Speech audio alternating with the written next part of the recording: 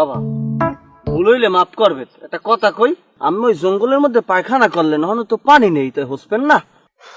বাবারে, দেলের হোসা হইলে বড় হোসা, পানি দিয়ে হোসা লাগে না। পানি দিয়ে হোসে যারা গুণাগার তারা, আমরা যারা চৌষা তরিকার অন্তর্ভুক্ত আছি মুজাফাই দিয়ে গুজা দিয়া, আমাকে হোসার কোনো প্রয়োজন হয় না। মোর্শেদ আমাদেরকে বললে দিছে, বাবা আইস হইতে গনে আগামুত্তা যা আছে কোনো পানি খরচা করা লাগবে না, হোসার কোনো প্রয়োজন নাই, তোমাদের হোসা আমি নিজ দায়িত্বে আমার কাঁধে বহন করলাম। তখন থেকে আমাদের আর হোসার প্রয়োজন হয় না। এবং কি আমরা টিসেউ বাইপেতা মরা গাছের কষা কোনো কিছুই আমরা ব্যবহার করি না বাবা। যেরকম প্রাকৃতিক ভাবে ছাড়িয়ে দিয়ে আবার ওইরকমই আমরা কাপড় পরে আড়া শুরু করি।